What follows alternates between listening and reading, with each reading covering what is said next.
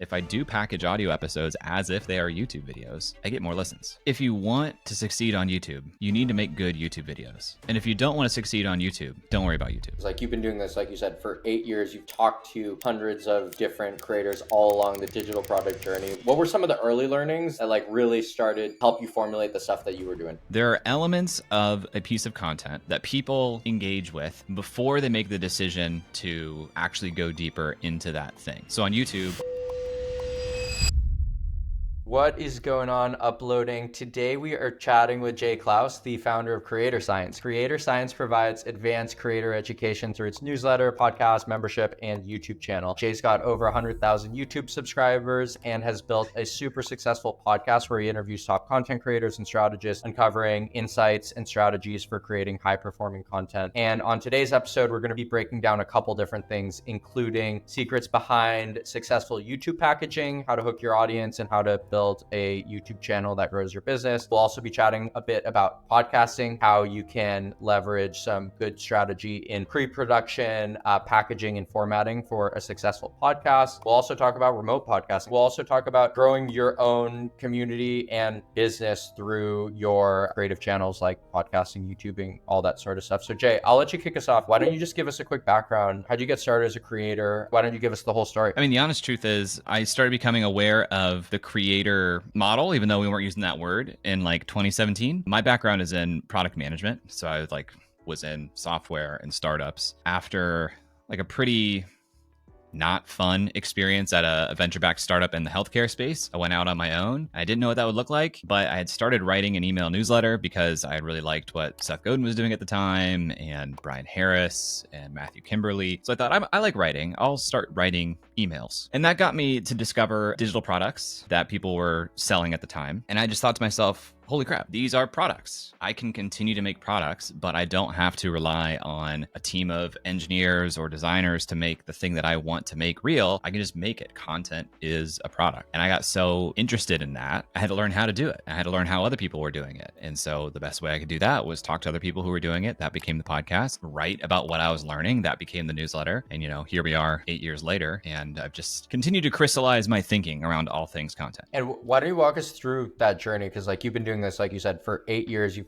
talked to hundreds of different creators all along the digital product journey. What were some of the early learnings that like really started to help you formulate the stuff that you were doing? Well, in the beginning, I really bought into the idea that email was basically everything. And so I really over-indexed on email because the logic was, and still is true, that if you have an audience in email, that's a method of communication, a means of distribution that you own and control. And that's really valuable. Whereas social media changes all the time. People that you're reaching, you may stop reaching. The truth is, you really want to be using both because email doesn't have a lot of built-in discoverability. That's changing a little bit now with things like ConvertKit's Creator Network, recommendations on Substack and Beehive. There's some discoverability in email now, but still probably faster to get people from a discovery platform, is what I call it, either social media or YouTube, into email. I really was just leading with email for a long time. Then I bolted on podcasting, which is yet another notoriously difficult channel to grow, audio podcasting, that is. That started in 2020. I think my story is one that people can relate to because I've never had some sort of like huge inflection point where everything changed because of some piece of content that I made or something that happened. It's been very small, incremental improvements day after day, week after week, month after month, year after year that have kind of snowballed into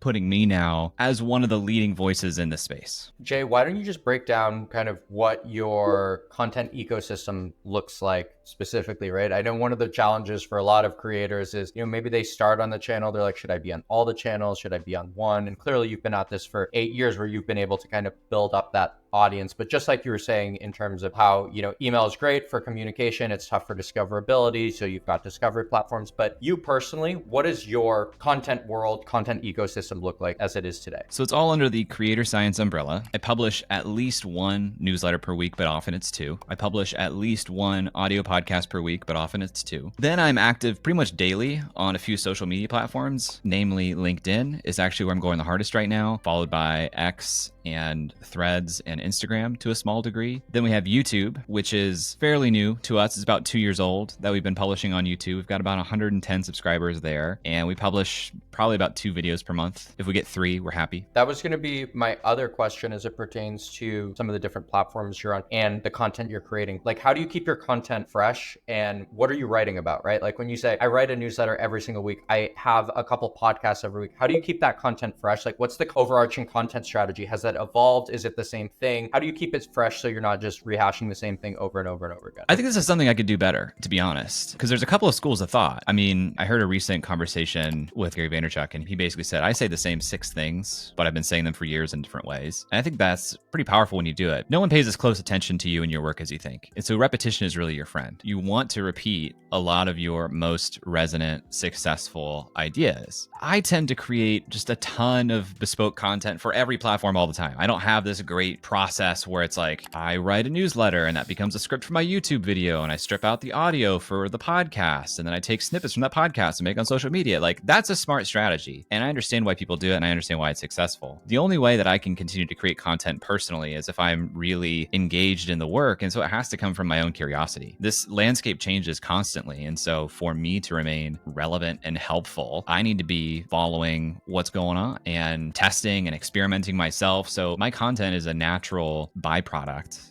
of what I'm doing and what I'm learning in my own business. And when I find something that I think is different or insightful or new, unique to me, that's usually the push to write something about it. The podcast is a little bit different because that's mostly guest driven. So we come at that from one of 2 angles. We either say we have the ability to interview this person who's a known person. What should we talk to them about? Or more often, actually, we'll say, what is the story we want to tell? Like, what's the thing we want to explore, and who's the best person to tell that story? So we have this idea for a video that we haven't published yet. I want to make a video about the opportunity in product review channels. And I'm trying to find the right person who does product reviews. And I have like one person in particular that I really want to interview, and I just haven't gotten there yet. But that's kind of the story of how we find guests. Is we start actually with the package of an episode, and we say, who is the right person who can make a great episode out of this? And then we have to go get that person, and then we can actually start prep. But that's a great example of how things have evolved, especially in the podcast and YouTube sort of landscape. I feel like, years ago, you could just kind of create whatever you wanted, and there were eyeballs on it, and it wasn't as important. Whereas now it's like, if I'm going to go through having the guest on, telling the whole story, doing it, it needs to be packaged, right? It needs to make sense for the audience. And there is a lot that goes, like you're saying, into that pre-production phase. So maybe that carries us into our next point. So, you mentioned on different podcasts, including your latest with Patty Galloway, how crucial the packaging of a YouTube video is for its performance. For those who are new to YouTube, could you talk to us a little bit about what you mean by packaging? And as you think about the YouTube packaging side of things, like, what does that look like, and how does it pertain to performance? I love the topic of packaging because I think it's criminally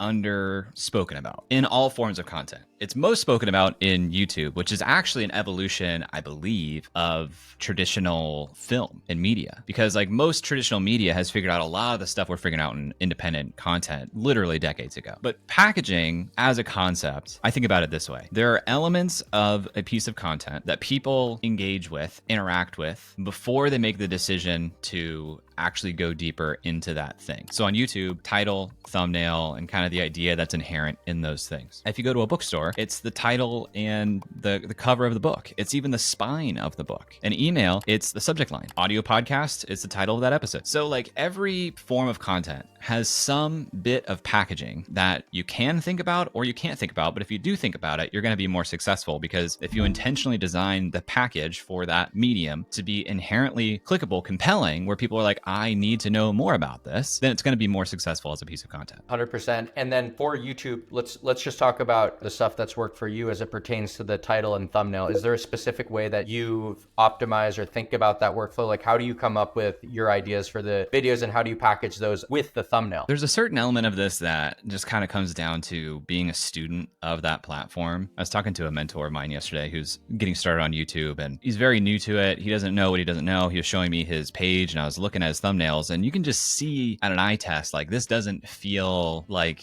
YouTube right now. That's kind of an element of packaging. I'll try try to be as specific and tangible as I can here. You know, if you spend time as a consumer of a platform, you're going to start to develop an intuition and a taste for when something clicks and when it doesn't, when it works and when it doesn't. And if you have a team, now you have multiple people's taste and intuition interacting with each other. So having a producer on the channel has been super helpful. And we have a thumbnail designer too. So sometimes there's 3 of us interacting with the potential package of something where we have an idea and you can kind of explain the idea, but that doesn't mean you have a good package of it yet. Let's take an episode we had on the channel with Dr. K. He has a channel called Healthy Gamer. He helps mostly streamers have better performance in their videos by focusing on their mental health. That's a lot of explanation there. I couldn't tell you what I just told you as a title, or it'd be too long and it wouldn't be very compelling. So the idea is, how do we make the idea that I'm talking to a Harvard-trained psychiatrist who cares about mental health and gaming? How do we make that a compelling package? And so he's kind of a known person. That means that we have an advantage of using his name and likeness in the package if we want to. If this person is not a known person, their name and likeness isn't really useful. These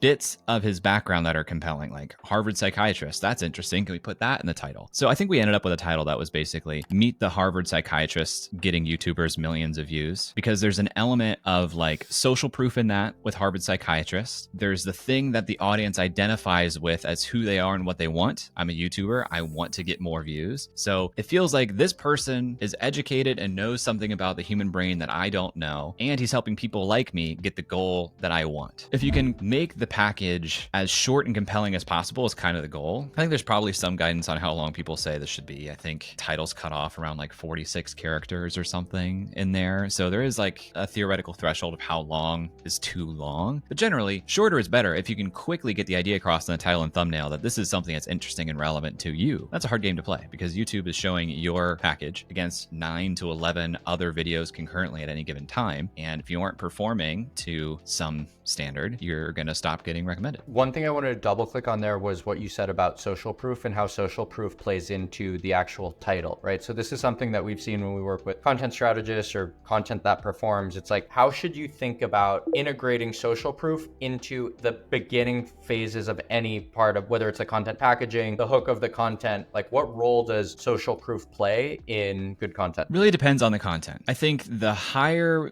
degree of trust required to take the action you want, the more social proof you need. So like if I was trying to sell you a membership to my community, that's a $2,000 product. I'm going to need to show you a lot of social proof probably for you to invest that. But for a YouTube video that's 5 minutes long, probably don't need like a ton of social proof. What we've learned in talking to other people who study this even more than we do, namely Jake Thomas of creatorhooks.com. He's studied a lot of titles, and the vast majority of these titles that he recommends are based in curiosity. And then there's a secondary emotion of either desire or fear. So he says like basically most high performing titles have curiosity involved, but then they also integrate either desire or fear for something else. And that's what we tend to follow the most, because the hook that grabs people in is basically, I need to know what happens next, or I need to know what is in here. You know, it's this tension you create in the viewer to say, I have enough information about this video that I'm now curious to fill in the gap of what I don't know. And that's really what you're trying to nail. I think that's far more important than social proof, because YouTube already has some metrics of social proof. The number of views a video has, the number of subscribers a channel that uploaded it has. There's going to be social proof on that video that's probably more important than what you put into the package. But if you do have somebody who has achieved crazy results, that taps into the desire point I'm mentioning. You know, if I can say helping YouTubers get millions of views, that is the desire. The curiosity is, what does this guy know that I don't know? Yeah, I think that's really solid. And I think you make a great point about the different elements of social proof on the different platforms, right? Like if we're talking about a post on X or Threads or something where maybe someone hasn't seen it, then integrating social proof into the first bit of content may be a different experience than the social proof you have on YouTube, where you see the views, you see the channel, all that sort of stuff. So moving on, I'd like to talk a little bit about podcasting, right? I think podcasting is something that a lot of people do. We're doing it right now, and people do it remote. People a lot of times do interview. There's multiple different formats. Sometimes they're show-based. Why don't you tell us a little bit about your podcast, how you think about it, and specifically how you think about it, like you were saying, in terms of the packaging with the guests? Is it just an open-ended interview? Like, where's the balance between scripting and over-scripting, packaging and under-packaging, that sort of thing for podcasts? When you have an interview-based product, it's a lot easier to package that interview if either the guest is really well known and you can basically just package their identity and say, this is my interview with Scott Galloway. Or if you have a much much tighter breadth of discussion. You have like a narrow topic that you go deep on. That's easier to package. So the issue a lot of people run into when they're trying to package interviews is they don't have the restraint to stay kind of narrow in the conversation. And so then you're kind of backed into a corner of having to package around the identity of the guest. And if they don't have a strong reputation or they're not well known, it doesn't help. If they are really well known, but they're basically a professional guest at this point, then it also isn't all that compelling. So what you end up with is these interview podcasts that are packaged around the identity, and it has in the title, like, here are 3 things that we cover. And it's just not that compelling. It's far more compelling to basically say, we're going to talk to this person about this very specific subject. We just released an episode of the podcast today in audio. I knew a guy who has a membership that's $12,500 per year. He has 36 members. That's $450,000. That's all we need to talk about. Like, let's go as deep into that as we can, and then we can package this episode as anatomy of a $12,500 membership that earns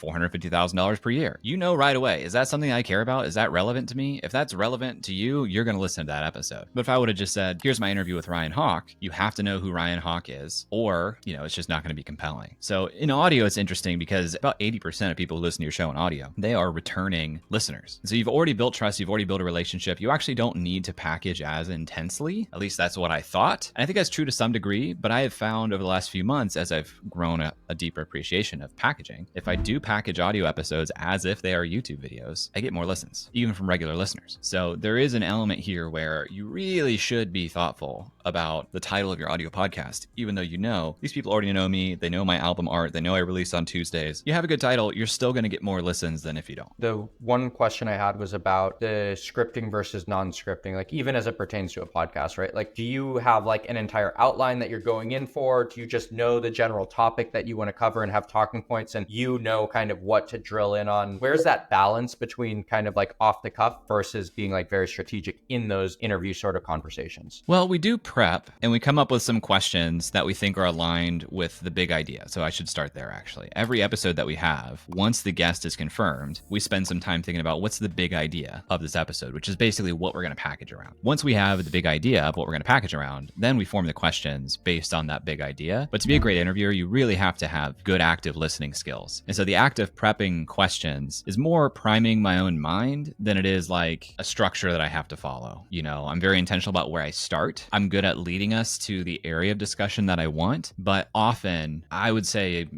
at least half the questions that I asked were not quote unquote prepped. They come from what happens. I think that's the right balance, because even if you have a 2-display system, as I do here, if I have the interview doc on my right-hand display and I have questions there, if I'm looking at that and trying to think about which one of these questions should I ask next, I'm not listening. And the guest is opening some door that inevitably I won't walk through. And as the listener of the final product, you're going to be saying, why didn't you follow up on this thing that person just said? And the answer is because you weren't listening. You were looking at your display. Yeah, I think that's such a good point. And it's a tricky balance, right? Because you want to ask the right questions, but you can end up with these like really weird sort of sounding interviews where it's like, you said something so good, why didn't you just like press down there? I wanted to learn more as the listener. And even you, and like this goes back to your point about general curiosity and having curiosity for the space that you're in. If you're genuinely curious, that's probably the best way to run an interview, because then you're going to be like, I want to know this because I want to know it, not because like I have to stick to a specific scripting doc. And you're having a much closer experience that the audience is having too. If you are listening to the speaker, that's exactly what your listener is doing. And so if you don't follow the flow of the conversation, it's going to not feel like a flowing conversation. I also find that you can actually over prepare. I mean, obviously you can over prepare in that you stick to this rigid structure of questions, but you can also over prepare in that if you know so much information about this person, you sometimes leave the guest behind. Sometimes you need to ask clarifying questions to get it in the literal asset. Let me give you a specific example. Ryan Hawk comes on, we're talking about his membership. I knew that he was running 3 groups at any given time. I knew that from the prep. He told me ahead of time. The listener didn't know that. So I can either say, hey, and you have 3 groups at a time, right? I can clarify that, put that out into the world. But sometimes that almost comes across as trying to sound smart. So sometimes even when I have information, I will ask a question just to have the guest say that information so that the listener has the proper context to continue the conversation. That's super interesting. So it's almost like you're saying you can basically take yourself to the level of the viewer, because the viewer is approaching the conversation with very little context, right? You've packaged them, you've got them in the door, they're listening, but they don't have your prep doc. They don't know what you know. So you're not kind of saying, I know way more than you and I'm going to have this conversation at this level. You're saying, no, like you're at the same level of me and we're discovering this together. So I think that's a really cool way to think about it. Yeah. And that partially plays into this frame I have for both our audio and video show, which is I'm not doing a celebrity profile of the guest where I'm just trying to like paint this portrait of who they are and what they've done. I'm actually trying to put the guest into the role of guest lecturer, essentially. Like I want them to show up and teach a workshop without having to prep. And so I have to do the work of what is the goal of this workshop? How do I ask the right questions so that they can teach the workshop without even knowing that they're teaching a workshop? And if you're trying to learn something and you don't have some piece of information to apply the thing,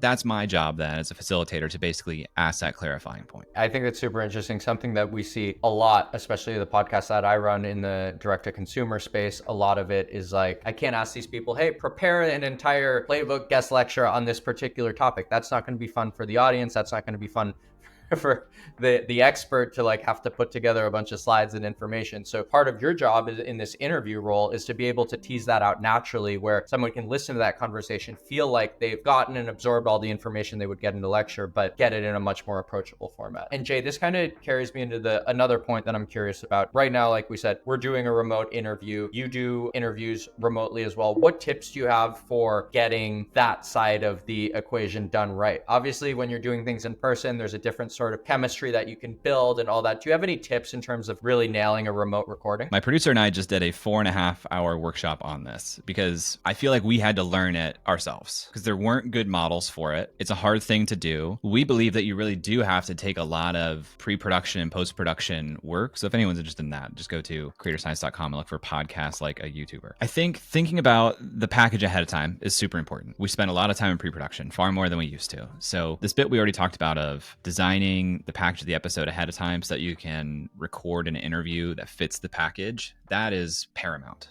because YouTube isn't really set up for long form remote podcasts to be successful. And then in post-production, you've got to make it feel like a native video. So many remote recorded podcast interviews are like the side-by-side Zoom window that wastes a ton of space in the browser and basically stays the same visual thing for an hour. And it's not visually interesting. So retention is super low. Even if you did package it really well, retention is going to be low. It's not going to get a lot of views. But if you're not doing post-production, you're probably also not packaging very well. So a lot of people are recording and uploading these remote shot interviews and not getting any success because it's not an interesting video. You have to package well and you have to edit the recording so that it's interesting. So for us, we have at least, a 3-camera setup, I guess you could call it, or 3-shot setup, where you have each me and the guest individually. Those are 2 shots. And you have the dual shot. But then we also do a lot with, since the guest is often teaching something, we will throw up a graphic where we are writing down and showing a lot of what this person is saying. And we'll move that person up into the corner. Sometimes we'll flash like a little ribbon at the bottom of the screen with a takeaway that we think is really important for people to cement. All of this is kind of adding up to, we want the visual frame to change constantly. That's what happens in YouTube videos. Like the video is changing all the time. So we really are trying to make the visual element of our podcast as entertaining as we can. It's just going to be naturally less compelling than an in-studio conversation. It feels less natural. In-studio conversations, it can use the same 3-camera setup, but it's just more visually interesting because we're used to seeing people in studio. We have to overcome that when you shoot remotely. I'm lucky that a lot of my guests have great equipment, but that's also not true for a lot of podcasts. So you have to compensate for that with great content, great audio, but also probably you're going to want to put on B-roll and other things on the screen. Let's talk about that post-production part because you said something really interesting. If you take a remote podcast like we're doing now, you just put it on YouTube, that's not a really compelling video. And this is actually something that I've been kind of wrestling with for a while because I have these great conversations. I have conversations with people like you, other top creators, and even in my other podcast, great builders of brands. We've done some packaging where we'll package it up and distribute it in formats that are more suitable towards like getting that information, whether it's shorter form things that we produce and craft the hooks around, or written content, newsletter, that sort of thing. But we've got all these interviews, and some people are like, well, why don't you just post that? And I'm like, I don't really want to just post it, because if I put it up there, it's not packaged. How do you think about that side of the equation? If people are having interviews like this, do you think they should put it up on YouTube, or do you think there should be a real strong focus in the post-production part, like you were saying, to maybe even chop it down, maybe take that hour-long interview and condense it into like a 10-minute video with different sort of visual elements that's like really tailored? Like how would you approach that sort of thing? Everybody's going to be a little bit different in terms of what resources they have to command. My thought is, if you want to succeed on YouTube, you need to make good YouTube videos. And if you don't want to succeed on YouTube, don't worry about YouTube. What makes a good YouTube video, you'll learn that as you upload and you edit things down. You don't have to take a 60-minute thing and condense it down into 10 minutes if you don't want to. I mean, our interviews are at least 30 minutes. Some of them are closer to an hour. And we do quite a bit of post-production. Doing a lot of post-production doesn't mean that you have to cut out a ton of the body of the thing. You cut out the things that slow it down, make it feel awkward. You move stuff around. You add other visual components that are interesting. I would just say, like, at the highest level, if you want to succeed on YouTube, strive to make great videos for YouTube. Do all the things that you need to do to make great videos. And if you don't care about YouTube, don't upload to YouTube.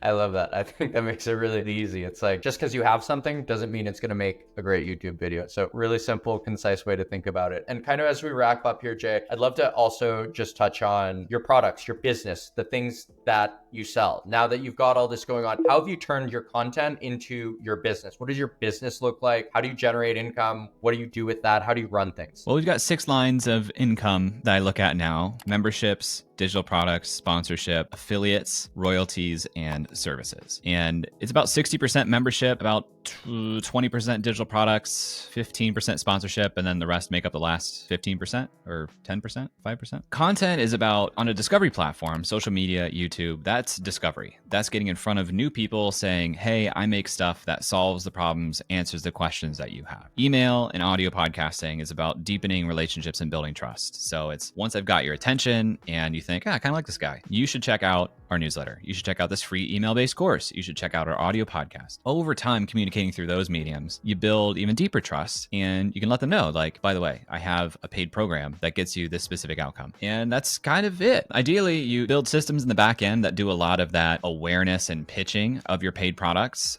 on a repeating basis without you having to think about it. Once this individual comes in through this door and takes this action, that fires off the sequence of events that gets them to know about this product. And some percentage of the people who get that journey end up purchasing. Then the game is, how do I reach as many people top of funnel through social media and YouTube as possible to get people through that door in the first place? That's the model in a nutshell. Very brief, but I mean, like, high level, that's what's happening. And of course, all those properties that I have, the podcast, YouTube, the newsletter, we have advertising inventory in that as well. So the more we publish, the more ad inventory we have, and that's nice. But I've actually been finding lately that I prefer to quote unquote buy my own ad inventory to promote my own products, because it converts well enough, because I've built enough trust that it's more profitable and more incentive aligned also. I like that. And your old job as a PM is definitely coming through, the way you think about the funnel and how you're able to optimize it. So I really love that. Last question that I've got for you is, as you think about the next year, like you said it yourself, the content landscape, it changes so quickly. There's always things going on, but are there any initiatives that you're looking at over the next year that you want to bring into your kind of content ecosystem, whether it's on the business side of things, on the content side of things? Like, what are you looking at over the next year to really go hard at? I'm